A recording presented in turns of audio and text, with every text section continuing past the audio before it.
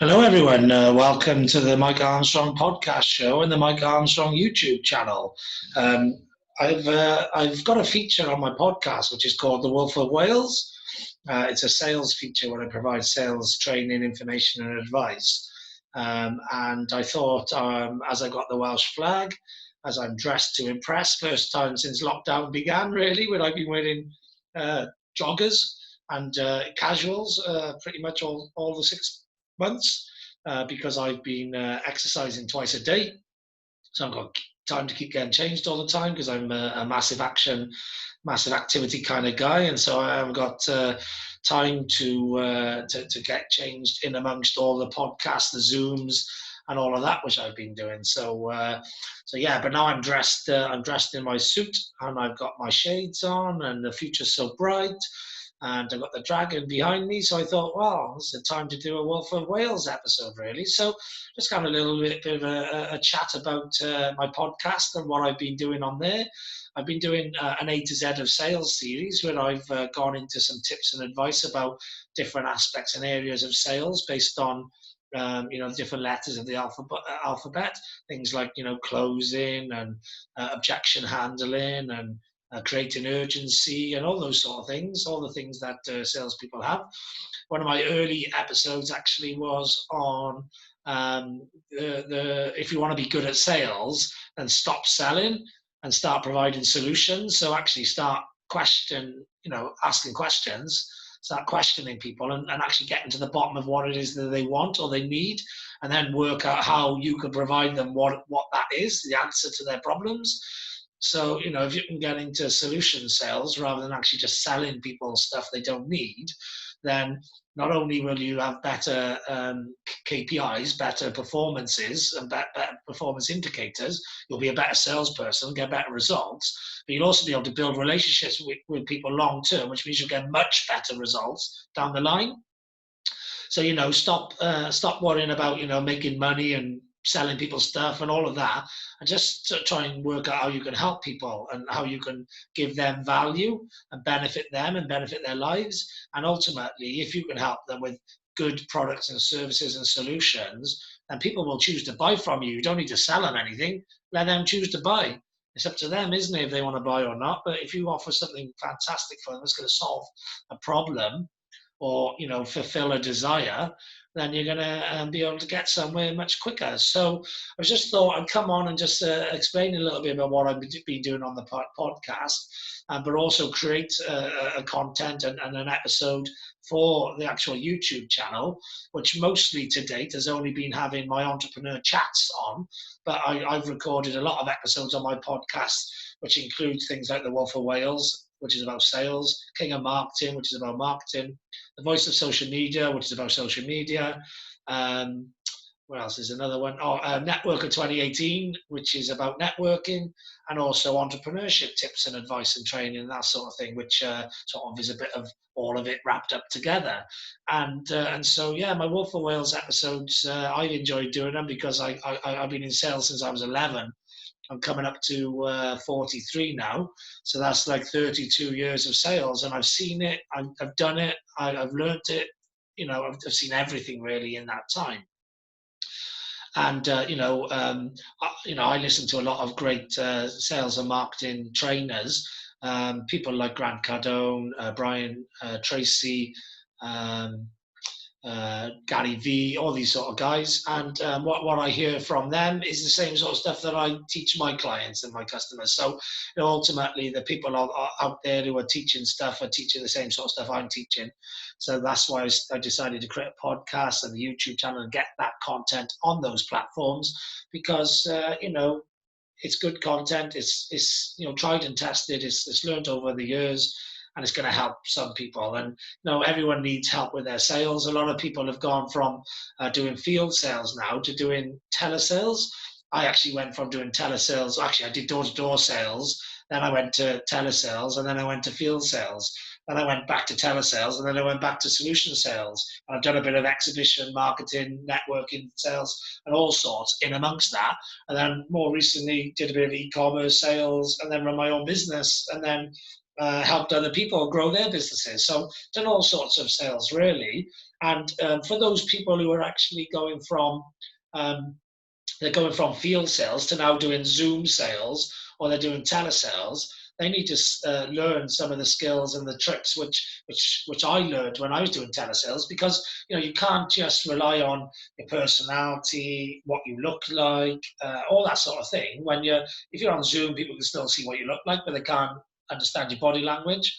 Um, if you're doing telesales, they can't see you, so it's only what you say on the phone and that sort of thing. So I'm just going to go through, some tips, a bit of advice and stuff that I think is relevant for this day and age and relevant for now.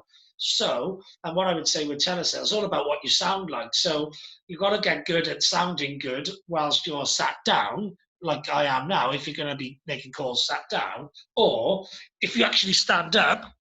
So if you stand up and you make your calls, then you're actually going to project much louder and much more confident and that sort of thing. So people are going to trust you and think that you know what you're talking about if you're projecting better and you're sounding better. So a lot of people actually make calls while standing up, and that can be a really, really good thing to do. I'm actually going to sit down now as well, though, because it's easier for the filming. But I also can project and do all of that sort of stuff sitting down as well, because I suppose I've just got a lot of experience and I've got a lot of energy and passion, and so that can come out even in a sat down position. But you do need to project, smile when you're speaking to people, because the smile will come across. It comes across in your tonality, and it comes across in your tempo and in what you're saying, etc. And then when you're ringing people, the thing is, people are busy. They're busier now than they've ever been. A lot of people. So it's the same as if you go networking. I do a lot of business networking, but if you go networking, if you're phoning people, you need to be able to get out of you what it is that you do to benefit them as quickly as you can. So I can do like 10-second pitches, 30-second pitches, minute pitches, 3 minutes, 5 minutes, 8 minutes. There's a lot of people, I listen to what they say in a minute or 2 or 3 or 5, and I don't know what they do, because they just waffle. They're not to the point. It's all about what they're offering or what they're doing, rather than actually what's in it for me. So for example, with me, I help people to get more customers. That's what I do. So I can get that into 2 seconds. If I want to explain a little bit more, I can say, well, I help people to get more customers by using the power of the internet, or by using things like their website, their social media, their LinkedIn, their YouTube, their podcast, wherever. I use digital tools, digital marketing platforms, to allow businesses to be able to communicate to more people their message, their story, their mission, their vision, their values, all the sort of things they need to communicate as a business in order to attract other attention. And they also need to be able to come up with things like urgency creators and offers and things to hook people, get their attention, etc. So whether you're doing this on the phone or on Zoom or face to face, you need to be able to, short, sharply, and to the point, tell people what it is that's in it for them. So for example, it's not about, I can give you SEO services, I can give you web marketing, I can give you this, I can give you that, I can do this, I can do that, I can do the other. They're all sort of features of the service that I offer, or features of the product, etc. But what you need to get into is what's in it for them. So what's in it for them is they use all of those tools to help them get more customers, to help them grow their business, etc. So if I phone somebody up and I say, listen, I've got loads of ways, 360 degrees of sales and marketing that I can help you to get more customers and help you to grow your business. Can I have a couple of minutes of your time so I can go through some of those with you and give you an idea of what it's going to cost you? Then that's straight into the what's in it for them, and the how you can help them, and what the next step of the process is. So you need to be able to get sharp on that. So when you're ringing someone up, forget about, tell them who you are and where you're from, and then get straight into and how you can help them. Straight in to the point. Yeah, sometimes if you've got a bit more time, sometimes people got a bit of time, you can put a bit of rapport building in. So you can ask people, for example, how their day's been, how their business is going at the moment, and they just come back off holiday, picking, like now is September, for example. So the chances are people may have just come back off holiday. So you use things, tools around you, and things that you can call upon, depending on the situation that you're in. If you had a good Christmas, just after Christmas, you're looking forward to summer holidays, just before the summer holidays. You could drop stuff in that's relevant, that is relevant to most people, and it's going to get them to converse with you and drop their guard, etc. But sometimes people haven't even got time for that. So sometimes you've got to just skip to the point and actually get to the what's in it for them. If then they listen to the what's in it for them and they're interested, you can do a bit of rapport building then. So you can say, brilliant, how are things going at the moment, blah, blah, blah, blah, blah. And then actually to get to the crux of how you can help people in that solution type sales approach to actually how I can solve your problems or how I can fulfill a desire, to get to that point, you need to actually get them to tell you what it is that they want or what it is that they need. So it's all about asking open-ended questions. So not like, are you interested in a holiday? Yes or no. Are you interested in my product? Yes or no. People are going to say, yeah, they're going to say no. But actually, tell me a little bit about your business. Tell me a little bit about how you're marketing your business at the moment. And then people will just say whatever they want to say, whatever's in their mind. And they'll get to the bits of juicy information if you listen. Take notes in the early days. I don't know because I just remember it. But in the early days, take notes, write everything that they say down. They'll tell you, so that people, if you ask them, how are you getting on with the market at the moment, they'll say, oh, well, yeah, it's going really well. And then they'll start off with the positives. Now they'll start, oh, yeah, but, I'm spending a lot of time on Facebook and that's not working for me. And I'm doing this and I'm doing that. And nobody's ringing me on my website and whatever. Eventually it'll come out if you just let them talk and you let them meander, etc. And if, for example, it's not coming out, then all you need to do is keep asking, keep probing, asking more questions, more open-ended questions in that area. So they say, oh yeah, my market is doing great at the moment. Okay, brilliant. And is there anything part of your market that's not working that well at the moment? And so just keep opening them up, keep opening them up. People will keep telling you, etc. So asking open-ended questions and just listening and taking information in is a great way of understanding what other people care about, what they are talking about, because they're not going to talk to you about stuff they don't care about. They're not going to talk about stuff that's not of interest to them. They're going to talk to you about their real life, their situation, their facts, their information, what's inside them, what's inside their brain. The things that you can actually help them with is what's going to come out in the conversation. So just listen to people, ask them good questions, get to the point of what it is that they need. Then what you need to do then is be clever about what you offer and how it helps them to deliver what it is that they need or what they're looking for. So how it solves the problem, how it gives them the desired effect that they want, etc., etc. And that's all about understanding the products and services are complex, they're multifaceted, multi-layered. So if, for example, somebody wants help getting more customers, well, I got loads of products I can offer them to help them to do that. It's about working out, okay, which of all of the solutions that I can provide, which are the ones that are more likely to be of interest to them because it's more in tune and in line with maybe what they're doing at the moment or what information they've already been thinking about weighing up whether they want to be doing that. So it's better to provide someone with a solution that's was already in their mind and is potentially the next logical step for them, than to provide them with a solution that's a bit far out, that's too far away from where they are now. So like a lot of the time when I'm helping with social media, for example, I need to help them with Facebook or Twitter or LinkedIn because that's what they're using. Or if they want to step to a new one, you might want to go to Instagram. But turning around and trying to sell them, say, TikTok, when they haven't even been producing videos on Facebook and Twitter, is too far removed, is too big a step.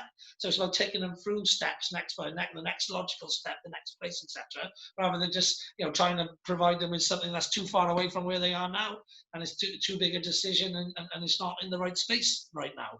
So yeah, there's some tips and advice, for people who go networking or people doing telesales on how to talk to people, communicate with people, and get from them what it is that you need from them in order to help them as best that you can. So that would be some of my sales tips, really. I've got some other tips for people doing telesales, which I picked up over the years. For example, say you're ringing a company and it's like 02920, which is the Cardiff local area dialing code, and then it's sort of like, I don't know, 412 500. Yeah. Well, 500 is the main switchboard. Usually then the directors are like 501, 502, 503, 504, etc. So if you're trying to get hold of a decision maker in a business and you phone the gate and it's well guarded gate, you can't get through them, or they're not interested or whatever, always try and go through the gate first. The receptionist, try and get on their side, get them to put you through to the right people in the business. You're trying to get through to the decision makers, not the users or the influencers.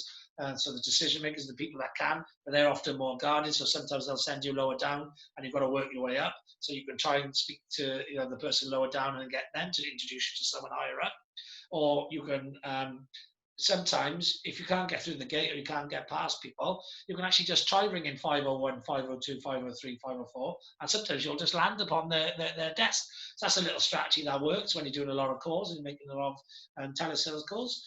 But also, if you ring directors before 9 and after 5, for example, if you ring reception numbers, a lot of the time the gatekeepers and receptionists only work 9 till 5.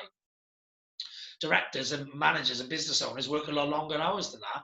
They tend to get in early in the morning, leave late at night. So actually, if you ring the reception number before the hours of work, sometimes you'll get answered by one of the decision makers. So that's another little tip that works, and it's a little strategy that works for anyone involved in telesales and making outbound calls, etc. And then efficiencies. So a lot of people will ask you send some information by email. Some people will tell you don't do that. I'll say, in corporate world especially, sometimes it's good to send an email. Try not to send it to one person, but find out who the users, the influencers, the decision makers, the different people involved in the process. Find out who those people are and actually include them all in the email. So get the 3 email addresses, send them information about how you can save them money, or how you can provide a better value for money, or how you can improve their efficiency, improve whatever you can do. Send it to all of them, so different people involved in different parts of the process and have different incentives for switching or changing suppliers or buying products or spending money. You want to try and cover off all of the different angles. So I would send information, but I use sort of like stock email template information, but I never send a stock email template information. I use that for efficiency, but tailor the top bit and the bottom bit to the actual conversation.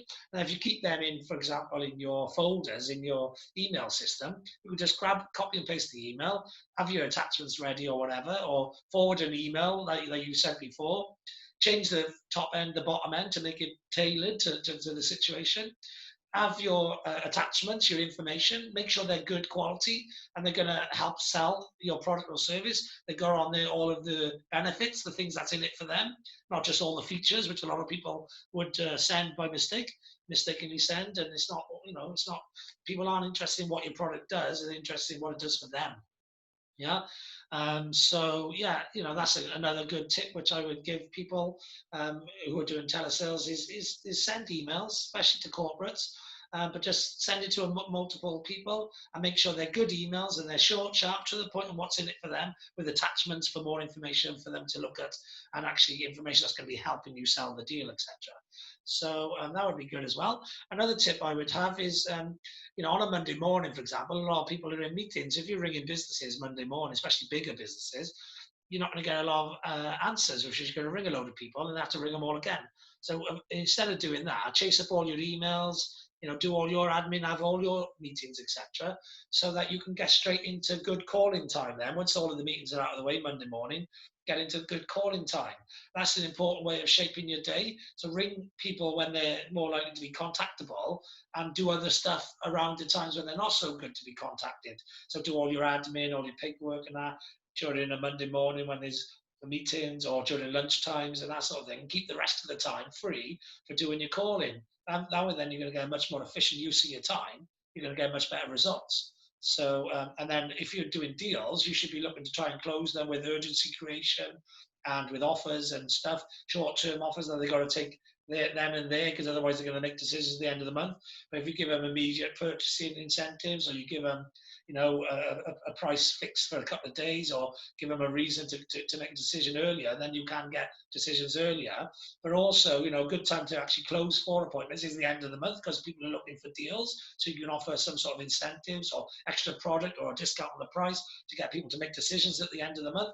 You also could do that on Fridays. Friday's a great day for ringing people up and closing business, because people are happier on a Friday and they're more likely to say yes. Especially after lunchtime on a Friday, but not too late. If you're trying to ring decision makers after, say, 3 o'clock on a Friday, they're all gone. But they're all out at lunch, say 12 till 1 or 1 till 2. So actually, sort of 1 till 2 or 2 till 3 is a great time to ring people. They've had a bit of Dutch courage. They're feeling happy. They're looking forward to the weekend. Ring them up. Have you made a decision on this deal? They're feeling happy, more likely to say yes. Psychologically, they're more likely to say yes than not. Especially if you have a laugh and a joke with them, etc. So yeah, there's some tips, some information from the Wolf of Wales. about sales, those especially looking to get more involved in telesales. I'm going to also just give you a couple of tips for Zoom as well. If you do online networking events on Zoom, which I do a lot of, then within the chat feature, you can actually direct message people as well. So that's a bit like having private conversations at a networking event. So don't just do messages to everyone and so everyone can see, but get in, book appointments, offer some features and benefits, do your short pitches, all that sort of stuff in the chat area of the Zoom event, and you'll find you get a lot more out of the online event than if you literally just wait your turn listening to the information and not getting really involved in one-to-one chats. So that would be some of my tips for Zoom. Both these telesales tips and these Zoom tips are very relevant to right now, to this situation, and to a lot of people in sales. So hopefully I've been of some help to you.